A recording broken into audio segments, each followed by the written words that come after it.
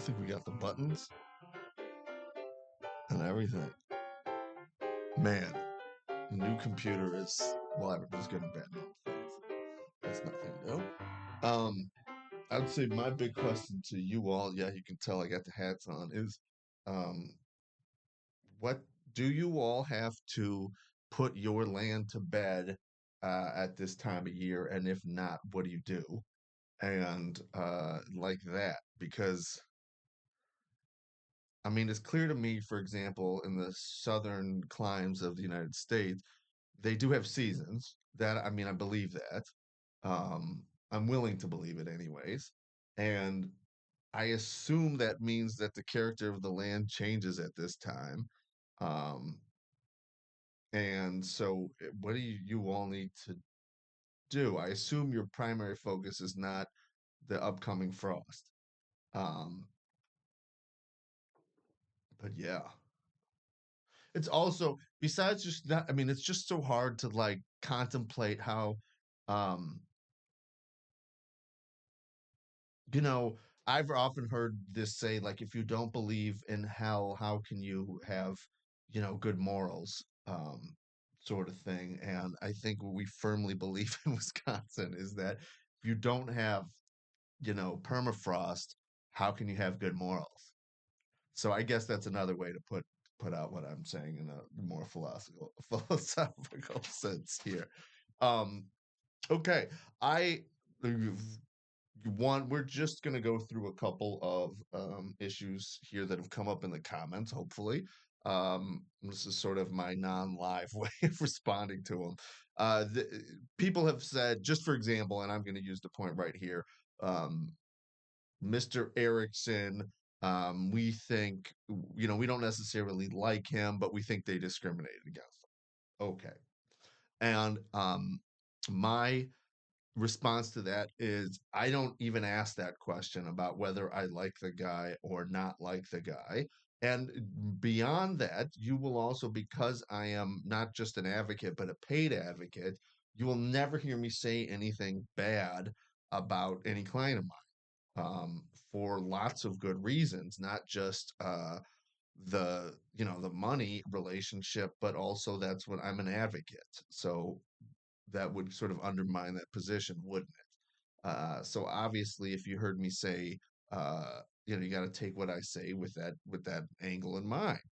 But I also, and I counsel this to many attorneys, to junior attorneys, to anybody really who will listen to me on the subject. I feel that attorneys should never judge their clients in the sense of making a moral judgment about their clients.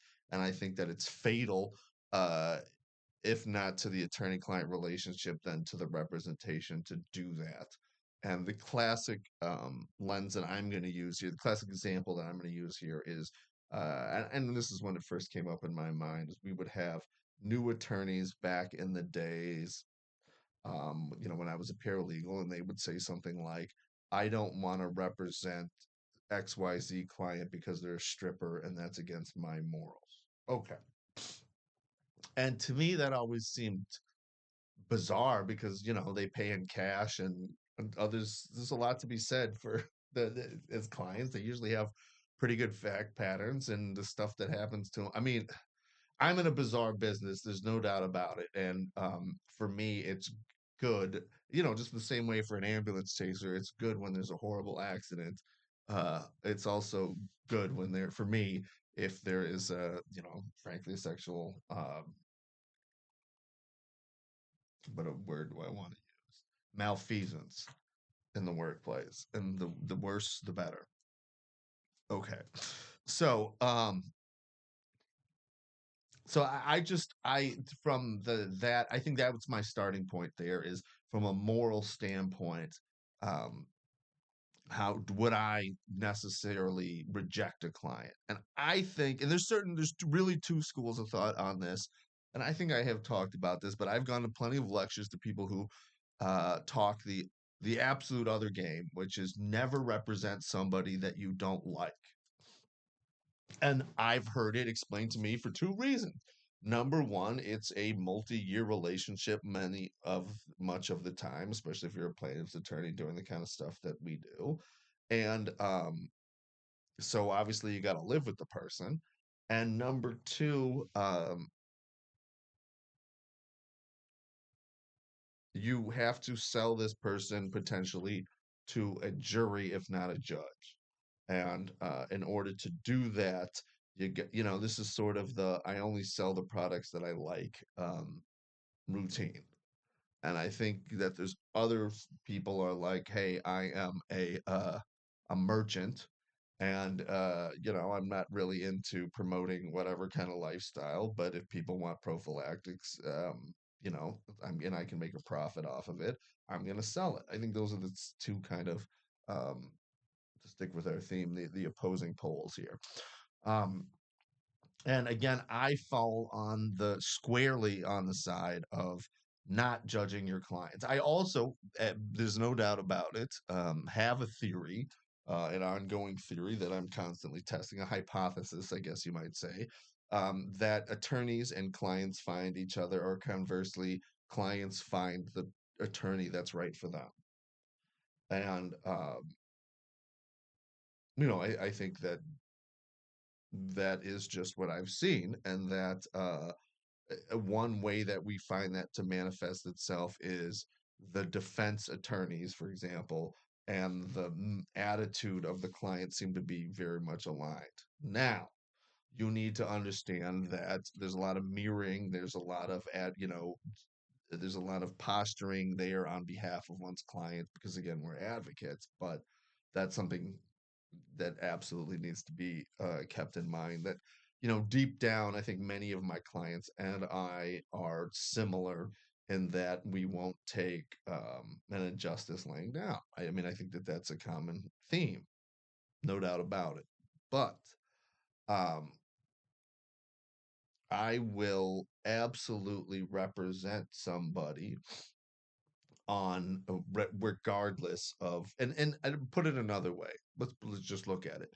If I said used a political litmus test, for example, on my clients. Okay, and I think that it's fair to say that there probably is a political litmus test because there's limits to everything, and there's limits to what I would who I would represent, who I would represent in positions that I will take, and